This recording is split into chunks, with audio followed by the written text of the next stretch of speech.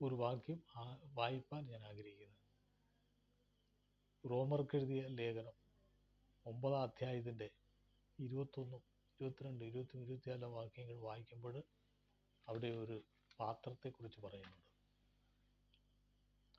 ഞാൻ അതിൽ ഒരു പാത്രത്തെ എടുക്കുകയാണ് മേൽവിഷയം. അതായത് നമ്മെ ഒരു പാത്രമായിട്ടാണ് ദൈവം കണ്ടിരിക്കുന്നത്. ഈ പാത്രത്തിൽ പറഞ്ഞ മൺപാത്രം, മണ്ണിൽ നിന്നാണല്ലോ മനുഷ്യനെ സൃഷ്ടിച്ചത്. മൺപാത്രം. ഈ മൺപാത്രത്തിൽ ദൈവം ദേഹം, ദേഹി, ആത്മാവുണ്ട്. 3 ഘടകങ്ങളുണ്ട്. ദൈവം ഇതിലാണ് ആത്മാവിനെ പകരുന്നത്. ജഡ സ്വഭാവമുള്ളവന് ദൈവത്തെ പ്രസാദിപ്പിക്കാൻ കഴിയില്ല. ആത്മാവ് സ്വഭാവമുള്ളവന് മാത്രമേ ദൈവത്തെ പ്രസാദിപ്പിക്കാൻ കഴിയൂ. അത് ആത്മീയമായി ജീവിക്കണം. കാരണം മനുഷ്യൻ്റെ ഉള്ളിൽ ദൈവാത്മാവുണ്ട്. ദൈവാത്മാവ് പറയുന്ന രീതിയിൽ ജീവിച്ചെങ്കിൽ മാത്രമേ ദൈവപ്രവൃത്തി വെളിപ്പെടൂ. കർത്താവ് പല ഉപമകൾ ദൈവവചനത്തിൽ പറഞ്ഞിട്ടുണ്ട്. അതായത് എന്നിൽ വസിച്ചിട്ടല്ലാതെ കായ്പാൻ കഴിയില്ല എന്ന് പറഞ്ഞ് ഫലം കായ്ക്കണമെങ്കിൽ ക്രിസ്തുവിൽ വസിക്കണം. അപ്പോൾ ക്രിസ്തു നമ്മളിൽ വസിക്കും. ആ ഒരു ബന്ധം, കൊളുത്തുപോലെ ബന്ധം വേണം. ബന്ധമില്ലെങ്കിൽ അനുഗ്രഹമൊന്നും ഉണ്ടാവില്ല. അതായത് ദൈവമായി ഒരു ബന്ധം ഉണ്ടാവണം. ഈ ബന്ധം എങ്ങനെയാണ് ഉണ്ടായത് എന്ന് ചോദിച്ചാൽ, ആദ്യ മനുഷ്യൻ പാപം ചെയ്തു. ദൈവവുമായുള്ള ഈ ബന്ധത്തിലായിരുന്നു അവർ. പക്ഷെ പാപം ചെയ്തപ്പോൾ ബന്ധം നഷ്ടപ്പെട്ടു. പിന്നെ ക്രിസ്തു മുതലും ക്രിസ്തു മുഖാന്തരം ഈ ബന്ധം ബന്ധമാവുന്നു. പാപിയായിരുന്ന വ്യക്തി ഇനി ബന്ധിക്കുന്നു സഭയായിട്ട്. അപ്പോൾ നാം ആത്മീയ അർത്ഥത്തിൽ സഭയിലേക്ക് ദൈവം നമ്മെ ബന്ധിച്ചിരിക്കുക, ചങ്ങല പോലെ. അതാണ് കൂട്ടായ്മ, ദൈവവുമായുള്ള കൂട്ടായ്മ, ബന്ധം ദൈവം സ്ഥാപിച്ചിരിക്കുന്നു.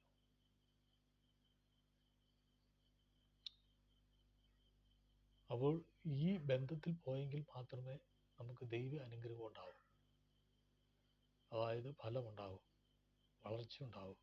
ഇല്ലെങ്കിൽ നമുക്ക് വളർച്ച ഉണ്ടാവില്ല, ഫലമുണ്ടാവില്ല, അനുഗ്രഹം ഉണ്ടാവില്ല. 1, അനുഗ്രഹം ഉണ്ടാവില്ല. 2, ഫലമുണ്ടാവില്ല. 3, ദൈവത്തിൽ നിന്ന് വിടുതൽ പ്രാപിക്കാൻ കഴിയില്ല. പക്ഷെ ദൈവവുമായി ബന്ധമുണ്ടെങ്കിൽ പ്രാർത്ഥിച്ചാൽ വിടുതൽ നടക്കും. അതാണ് ദൈവം ആഗ്രഹിക്കുന്നത്. കാരണം എന്നിൽ വസിച്ചിട്ടല്ലാതെ ഫലം ഉണ്ടാവില്ലെന്നാണ്. എത്ര പ്രാർത്ഥിച്ചാലും ഫലം ഉണ്ടാവില്ല. ദൈവമായി വസിച്ചെങ്കിലേ പറ്റൂ. ദൈവം പരിശുദ്ധനായ ദൈവമാണ്, അതിപരിശുദ്ധനായ ദൈവമാണ്. അപ്പോൾ ദൈവത്തെ നാം വിശുദ്ധിയോടെ ജീവിക്കുകയും വിശുദ്ധിയോടെ ആരാധിക്കുകയും ചെയ്തെങ്കിലേ നമുക്ക് ദൈവമായുള്ള അനുഗ്രഹം ഉണ്ടാവും. അല്ലെങ്കിൽ ഈ ചേമ്പലക്കകത്ത് വെള്ളം ഒഴിച്ചതുകൊണ്ടിരിക്കും. കാരണം വെള്ളം ഒഴിച്ചാൽ അത് പതിക്കത്തില്ല, അത് വളർന്നങ്ങ് പോകും എന്ന് പറയുന്നത് പോലെ ദൈവമായി ബന്ധമില്ലെങ്കിൽ നമ്മൾ പ്രാർത്ഥിക്കുന്നതും ഉപവസിക്കുന്നതും വായിക്കുന്നതും ഒക്കെ ഫലം ഉണ്ടാവില്ല. അപ്പോൾ ദൈവമായി ബന്ധം എങ്ങനെയാണ് ഉണ്ടാകണം എന്ന് ചോദിച്ചാൽ, അതായത് പാപിയായൊരു മനുഷ്യൻ ദൈവ ആരാധന തിരിച്ചറിഞ്ഞു, മാനസാന്തരപ്പെട്ട് സ്നാനപ്പെട്ട് സഭയോട് ചേർന്ന് കൂട്ടായ്മ ആചരിച്ച് ദൈവികം ജീവിക്കുമ്പോൾ, വിശുദ്ധിയോടെ ജീവിക്കുമ്പോൾ ദൈവമായി ബന്ധമായി. പിന്നെ നാം പ്രാർത്ഥിച്ചാൽ ദൈവം അനുഗ്രഹം ഉണ്ടാവും. ഈ ദൈവ അനുഗ്രഹത്തിൽ കൂടെ എല്ലാം ഉണ്ടാവും. സാമ്പത്തികമായ വിഷയങ്ങളൊക്കെ ഉണ്ടാവും. ദൈവം അത് ചെയ്യുന്നത്. ഈ ദൈവമായ ബന്ധത്തിലുണ്ടാകുന്ന സംഭവം എന്ന് പറയുന്നത് ആയുസ്സുണ്ടാവും, ആരോഗ്യം ഉണ്ടാവും, ബലം ഉണ്ടാവും, സന്തോഷമുണ്ടാകും, സമാധാനമുണ്ടാകും. നമ്മുടെ ജീവിതത്തിൽ സന്തോഷവും സമാധാനവും ഉണ്ടാകും. ഇതാണ് ദൈവമായി ബന്ധത്തിൽ പോകുന്ന ഒരു വ്യക്തിക്കുണ്ടാകുന്ന സംഭവം. ഒരു പാത്രമായി തന്നെയാണ് ദൈവം നമ്മെ കണ്ടിരിക്കുന്നത്.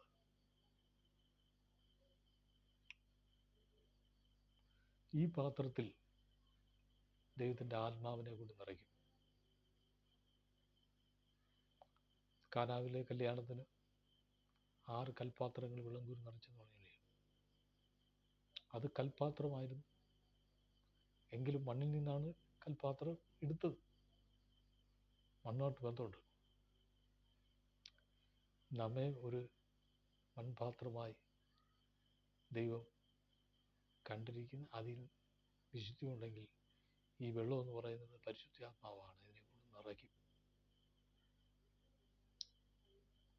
പരിശുദ്ധാത്മാവിനെ കൊണ്ട് നിറയ്ക്കും. പരിശുദ്ധാത്മാവിന് വെള്ളത്താൽ ഭൂമിക്കുന്നുണ്ട്. പ്രൈസലാമേ. യേശു പറഞ്ഞ്, ഈ വെള്ളം കുടിക്കുന്നവനൊക്കെ ദാഹിക്കും, ഞാൻ കൊടുക്കുന്നവനോ ഒരു നാളും ദാഹിക്കില്ല എന്ന് പറഞ്ഞ് പരിശുദ്ധാത്മാവ് വരുമ്പോൾ നമുക്ക് സന്തോഷവും സമാധാനമുണ്ട്. ആത്മാവിൻ്റെ സന്തോഷം നമുക്ക് ലഭിക്കും.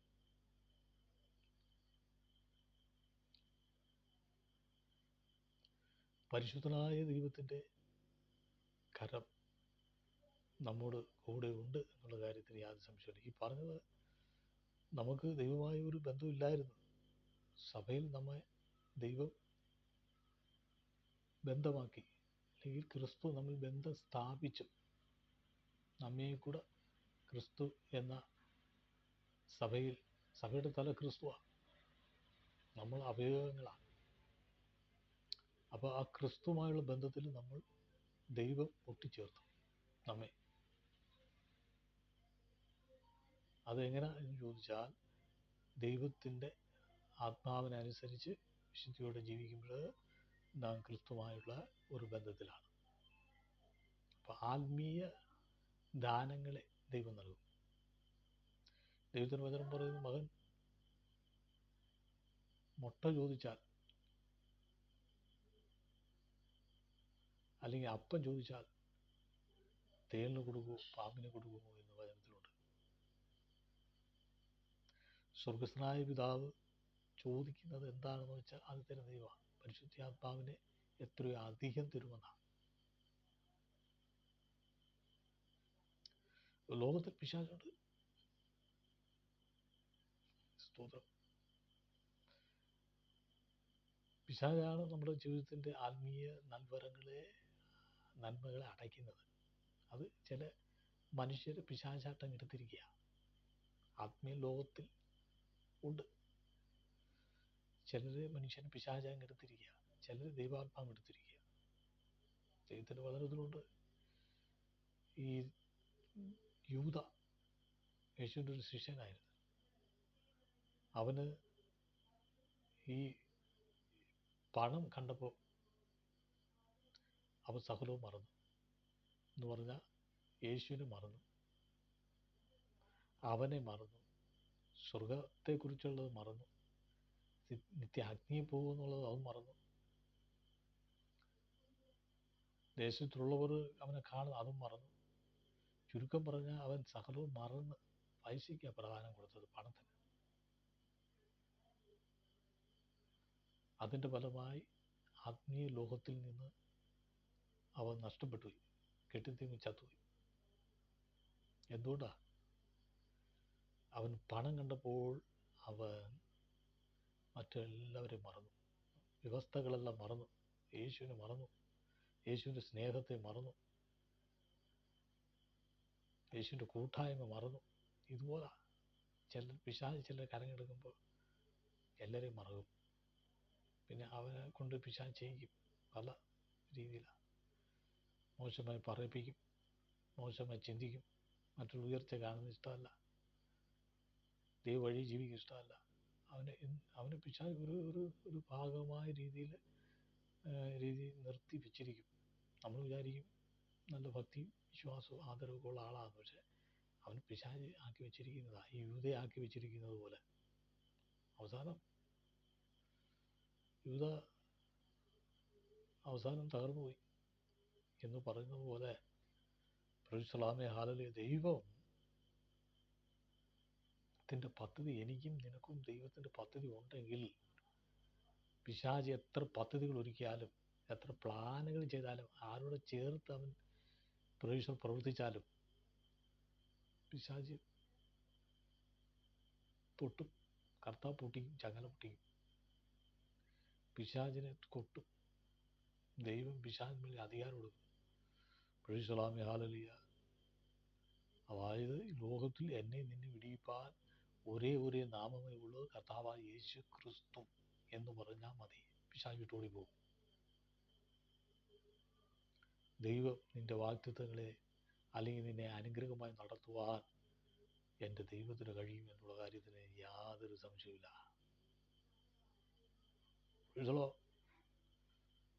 നീ എന്തൊക്കെ പ്രവർത്തിച്ചാലും ദൈവം കണ്ടവനെ ദൈവം അറിയുന്നു. എന്നിൽ കേൾക്കുന്ന പ്രിയരേ, സ്തോത്രം. യേശു ക്രിസ്തു നമ്മെ ഒരു പാത്രമായി കണ്ടിരിക്കുക. പാത്രം.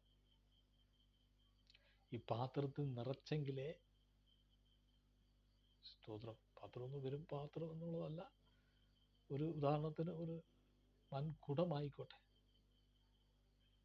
അതിനകത്ത് നിറച്ചെങ്കിലേ മറ്റുള്ള കോരി കൊടുക്കാൻ കഴിയും.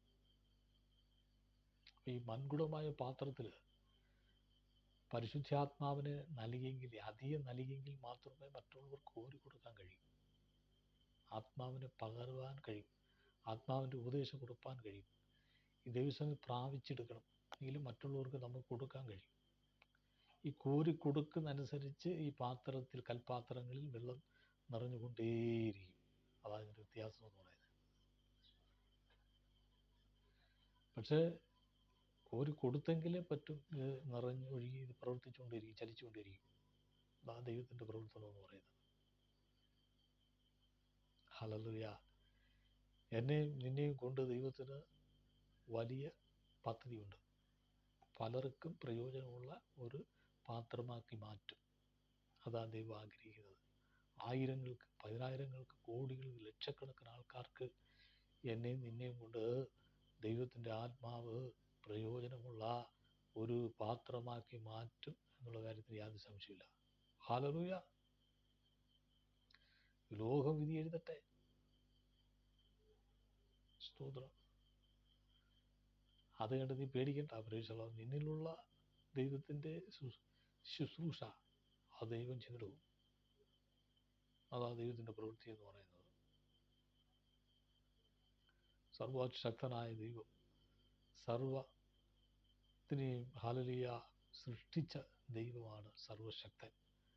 അവനാണ് നമ്മെ വിളിച്ചിരിക്കുന്നത്. ഒരു കാര്യം മനസ്സിലാക്കണം. ആകാശവും ഭൂമിയും സകല ചരാചരങ്ങളെയും സൃഷ്ടിച്ച ദൈവമാണ് നിന്നെ വിളിച്ചിരിക്കുന്നത്. യോന കടലാനയുടെ വയറ്റിൽ കിടന്ന് പറയുന്നത്, നീ ഏത് ദൈവത്തെ ഭജിച്ചു എന്ന് ചോദിച്ചപ്പോൾ എന്താ പറയുന്നറിയോ? ആകാശത്തെയും കടലിനെയും സകലവും ഉണ്ടാക്കിയ യഹോവയെ ഞാൻ ഭജിച്ചു വരുന്നു.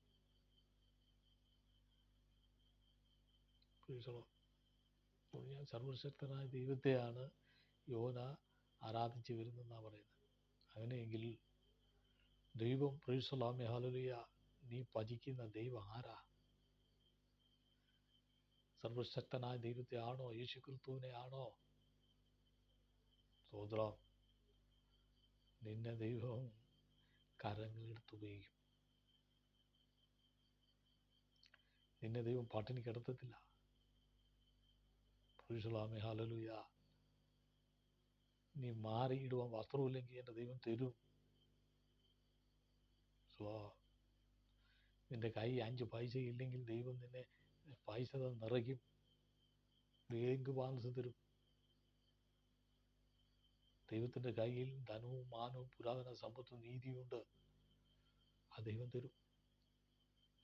ദൈവം ശക്തനാണ്. ദൈവം നോക്കുമ്പോൾ നിറമോ ജാതിയോ മതമോ കുലമോ ഒന്നും നോക്കുന്നില്ല. ഇതൊക്കെ മനുഷ്യനാണ് നോക്കുന്നത്. പക്ഷെ ദൈവം പ്രൈസ്തലോമേ സകല ജാതികളുടെയും ദൈവമാണ്. സ്തോത്രം. ഹല്ലേലൂയ. ലോകത്തിലെ മനുഷ്യൻ ജാതീയ സ്പിരിറ്റ് രക്തത്തിൽ കിടക്കുക. അത് മാറില്ല. കാരണം ഈ ലോകത്തിൽ എത്ര ജാതികളുണ്ടെങ്കിലും പരസ്പരം ഇഷ്ടക്കേടാണ്. കാരണം എന്ന് പറഞ്ഞാൽ അങ്ങോട്ടും ഇങ്ങോട്ടും ജാതികമായ ചിന്തയുള്ളവരാണ് മനുഷ്യർ. പക്ഷേ ദൈവം സ്തോത്രം നിന്റെ ജാതിയൊന്നും നോക്കുന്നില്ല. കാരണം ദൈവം സൃഷ്ടിച്ച സൃഷ്ടികളല്ല. മനുഷ്യനെ മൺപാത്രമായാണ് ദൈവം കാണുന്നത്. കാരണം മണ്ണുകൊണ്ടാണല്ലോ മനുഷ്യനെ സൃഷ്ടിച്ചത്. അതുകൊണ്ട് ഈ മൺപാത്രത്തിൽ ദൈവകൃപ കൊണ്ട് നിറച്ചാൽ നിന്റെ അവസ്ഥകൾക്ക് മാറ്റമുണ്ടാകും. നിന്റെ ജീവിതത്തിൽ വിടുതലുണ്ടാകും. നിന്റെ ജീവിതത്തിൽ വലിയ ഉയർച്ച ഉണ്ടാകും. സ്തോത്രം. നിത്യനായ ദൈവത്തിൻ്റെ അത്ഭുത പ്രവൃത്തി വെളിപ്പെടും. കാട്ടിക്കിടന്ന ദാവീദിനെ ദൈവം അഭിഷേകം ചെയ്തു. ഇസ്രായേലിൻ്റെ രണ്ടാമത്തെ രാജാവാക്കി മാറ്റിയെങ്കിൽ എന്നെയും നിന്നെയും രാജീക അഭിഷേകം നൽകി മാനിപ്പാൻ ശക്തനായ ദൈവ. ഹല്ലേലൂയ. സ്വർഗം നമ്മെ സ്തോത്രം അനുഗ്രഹിക്കുക തന്നെ ചെയ്യും. പേർ ചൊല്ലി വിളിച്ച ദൈവം, എൻ്റെ നിന്റെ പേര് ചൊല്ലി വിളിച്ച ദൈവം. ഒരു കാര്യം മനസ്സിലാക്കണം, ഈ ലോകത്തിൽ ഒരു ജനനയുള്ളൂ, ഒരു മരണം. നിന്നെപ്പോലെ ഒരാളില്ല. നീയുള്ള ലോകത്തിൽ ഒന്നാട്ടുള്ളത്. ഓരോ വ്യക്തികൾക്കും ഓരോരുത്തരാ. ഒന്നേ ഉള്ളൂ. എന്നെയും നിന്നെ പോലെ വേറൊരാളില്ല. രൂപം ഉറവച്ചിരി കൊണ്ടായാലും പ്രൈസലാമേ നിന്റെ ആത്മാവ് നിൻ്റെത് തന്നെയാണ്. അപ്പോൾ ദൈവത്തെ അറിഞ്ഞ് ജീവിച്ചാൽ എൻ്റെ ദൈവം നിന്നെ കൈവിടില്ലെന്നായി പറഞ്ഞു വരുന്ന ദൈവം. പ്രൈസലാം.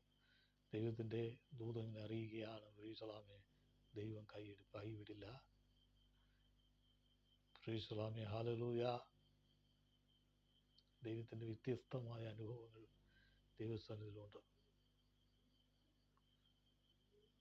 പ്രൈസലാമേ. ഹല്ലേലൂയ. ദൈവത്തിൻ്റെ കരുണ, ദൈവത്തിൻ്റെ ദയ, ദൈവത്തിൻ്റെ മനസ്സലിവ് നമ്മോട് കൂടെയുണ്ട് എന്നുള്ള കാര്യത്തിന് യാതൊരു സംശയമില്ല. അതുകൊണ്ട് ഈ പാത്രത്തിന് മറ്റൊരു ഗുണവിശേഷതയുണ്ട്. കാരണം ഇത് വേണമെങ്കിൽ ഈ പാത്രം പൊളിച്ച് വീണ്ടും പുതിയതായ ഒരു പാത്രം തീർക്കാൻ കഴിയും. അതാ ദൈവത്തിൻ്റെ പ്രത്യേകത എന്ന് പറയുന്നത്. കുശവൻ തൻ്റെ കളിമണ്ണ് തൻ്റെ ഹിതപ്രകാരം പണിയുന്ന പോലെ ദൈവം അനുദിനമായി പണിവാൻ ദൈവത്തിന് കഴിയും. കുശവൻ ആ മൺപാത്രം പണിഞ്ഞ് നല്ലത് വെച്ചെന്ന് കൂട്ടിക്കും. അതിനെ ഉടച്ചു കളഞ്ഞിട്ട് വീണ്ടും അതിനെ ഇത്തിലൂടെ നല്ലത് പണിയാൻ കഴിയും. ഇതാണ് ദൈവത്തിൻ്റെ പദ്ധതി എന്ന് പറയുന്നത്. ദൈവം നമ്മെ ഓരോ ദിവസവും അവൻ്റെ കയ്യിൽ നമ്മെ പണിഞ്ഞുകൊണ്ടിരിക്കുക. സ്തോത്രം. അപ്പോൾ ചില ബുദ്ധിമുട്ടുകളും പ്രയാസങ്ങളും ജീവിതത്തിൽ നിലനിൽക്കാൻ പറ്റാത്ത ചില അവസ്ഥകൾ വരും. പക്ഷേ അത് നിന്നെ തകർക്കുവാനല്ല, നിന്നെ പണിഞ്ഞെടുക്കാനാണ്. സ്തോത്രം.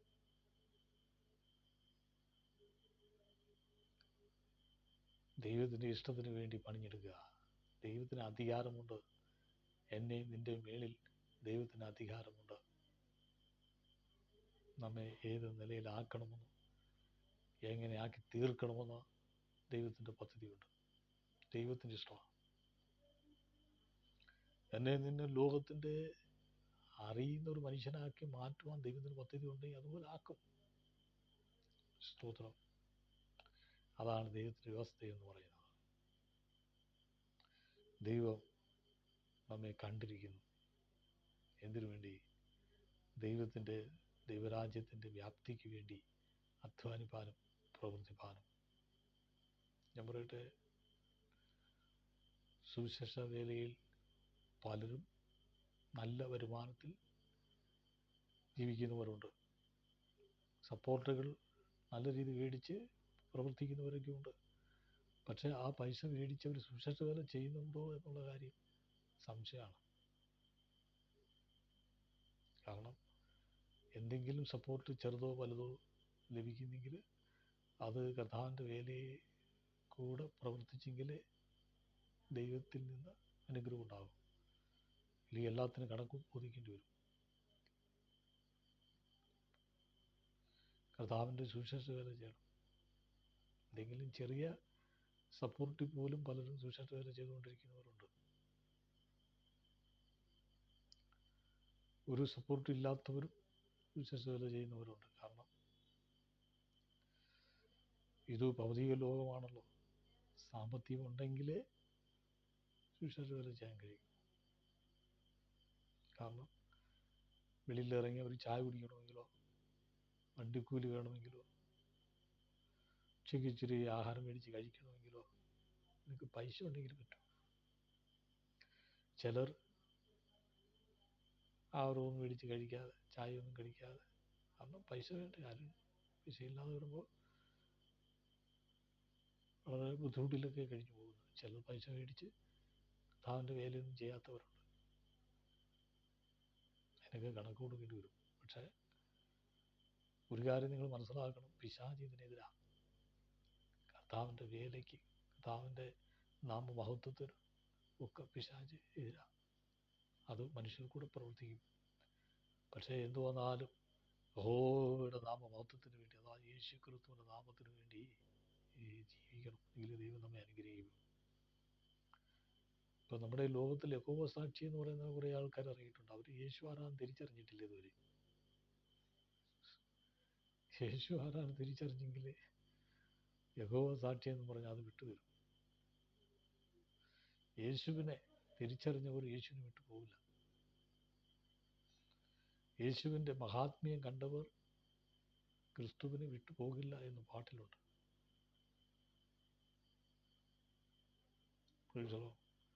കാരണം യേശു ക്രിസ്തു ജീവനുള്ള ദൈവമാണ്, ഉയർത്തെഴുന്നേറ്റ ദൈവം. പുതിയ നിയമത്തിൽ ആരാധിക്കുന്ന വിശ്വാസികൾ ജീവനുള്ള ദൈവത്തെയാണ് നാം ആരാധിക്കുന്നത്. പ്രവർത്തിക്കുന്ന ദൈവം, പ്രവൃത്തിയിൽ കാണിക്കുന്ന ദൈവം, അത്ഭുതം പ്രവർത്തിക്കുന്ന ദൈവം. ദൈവത്തിന് പ്രവർത്തിപ്പാൻ അവൻ്റെ ആലോചന ഇന്നും കുറുകിയിട്ടില്ല. ദൈവം യേശുവേ പ്രവർത്തിക്കുന്ന ദൈവമാണ്. ഹല്ലേലൂയ. അതുകൊണ്ട് ക്രിസ്തുവിനെ അറിഞ്ഞവർ ക്രിസ്തുവിനെ വിട്ടു പോകില്ല. തോന്നണം. ക്രിസ്തുവിനെ അറിഞ്ഞവർ ക്രിസ്തുവിൻ്റെ അരികിൽ വരും. അറിയാത്തവർ അതതായ ചുറ്റുപാടിലും കെട്ടിലും ബന്ധനത്തിലായി കിടക്കുക. എന്നാൽ എന്നെയും നിന്നെയും ഈശോയുടെ കർത്താവ് കെട്ടും പൊട്ടിച്ച് ഈശോമേ ദൈവത്തിൻ്റെ സന്നിധിയിൽ കൊണ്ടുവന്നെങ്കിൽ, നീ ആരാധിക്കുന്നെങ്കിൽ, നീ സ്തുതിക്കുന്നെങ്കിൽ, നീ സാക്ഷ്യം പറയുന്നെങ്കിൽ, നീ കർത്താവിന് വേണ്ടി പ്രവർത്തിക്കുന്നെങ്കിൽ, നീ കർത്താവിൽ എന്നെ തിരിച്ചറിഞ്ഞതുകൊണ്ടാണ്. പിന്നൊരു കാര്യം, കർത്താവിനെ തിരിച്ചറിഞ്ഞവർ ആരെങ്കിലും ഉണ്ടെങ്കിൽ പിശാചിനെ ഇഷ്ടപ്പെടത്തില്ല. ക്രിസ്തുവിനെ തിരിച്ചറിഞ്ഞവരെയാണ് പിശാചിന് ഇഷ്ടപ്പെടാത്തത്. അവർ എന്തെങ്കിലും പ്രവർത്തിച്ചുകൊണ്ടിരിക്കും. ഹല്ലേലൂയ. അവിടെയൊക്കെ കർത്താവിൽ പ്രാർത്ഥിച്ച് വിടുകണം. നിന്ന വരും, പ്രയാസം വരും, ആക്ഷേപം വരും, വിവിധ രീതിയിലുള്ളതായ ഭിന്നതകൾ വരും, ഭിന്നത അഭിപ്രായങ്ങൾ വരും. എന്നാൽ എന്ത് ചെയ്യണം? സ്തോത്രം. ദൈവനാമത്തിന് വേണ്ടി നിലനിൽക്കണം, പ്രാർത്ഥിക്കണം. പിശാച് വിട്ടുപോകും. ദൈവത്തിൻ്റെ അടുത്തേക്ക് പിശാച് വിട്ടോടിപ്പോകുമെന്നാണ്. പെയ്യല്ല, പേടിച്ച് വിട്ടോടിപ്പോകും. പിശാചിൻ്റെ അരികിലേക്ക് അടുത്ത് ചെന്നാൽ പിശാച് നമ്മെ തകർക്കും. പക്ഷെ ദൈവത്തിൻ്റെ അരികിലേക്ക് അടുത്ത് ചെന്നാൽ പിശാച് വിട്ടു ഓടിപ്പോകും. അപ്പം നമുക്ക് ഒരേ കാര്യമേ ഉള്ളൂ, സ്തോത്രം, ദൈവത്തിൻ്റെ അരികിലേക്ക് ചെല്ലണം. അപ്പോൾ പിശാച് വിട്ട് ഓടിപ്പോകും. നമുക്ക് രക്ഷ, ദൈവഭാഗത്ത് നിൽക്കുന്നവർക്ക് അനുദിനമായ രക്ഷ ക്രിസ്തുവിൽ കൂടെ ഉള്ളു. പിശാച് പല പദ്ധതികൾ ഒരുക്കിയാലും എൻ്റെ ദൈവം പിശാചിന് വിട്ടുകൊടുക്കില്ല. യഹോവ നമ്മെ സൂക്ഷിപ്പാനിടയായിത്തീരും. അപ്പോസ്തലനായ പൗലോസിനെ സ്തോത്രം ദൈവം പിശാചിനെ ഏൽപ്പിച്ചു കൊടുത്തു. പിശാച് എന്ന് പറയുന്ന ദൂതൻ്റെ കയ്യിൽ ഏൽപ്പിച്ചു കൊടുത്തു. ഒരു ശൂലം ഇടയ്ക്കിടയ്ക്ക് കുത്തുന്ന ഒരനുഭവം. ചിലരെ പിശാചിനെ ഏൽപ്പിച്ചു കൊടുത്തിട്ടുണ്ട് ദൈവം. ഹല്ലേലൂയ. എന്തുകൊണ്ടാണെന്ന് ചോദിച്ചാൽ സ്വഭാവത്തിന് അനുസരിച്ചുള്ള ചില വിഷയങ്ങളിൽ മനുഷ്യന് കടിഞ്ഞാണം പോലെ ദൈവമാക്കിയിരിക്കുന്നത് പോലെ അവൻ നിഗളിച്ചു പോകാതിരിക്കേണ്ടതിന് പിശാചിനെ ഏൽപ്പിച്ചു കൊടുത്തു ദൈവം. പിശാച കൂടെ ഹല്ലേലൂയ ശൂലം വെച്ച് കുത്തി കൊടുക്കുന്നു.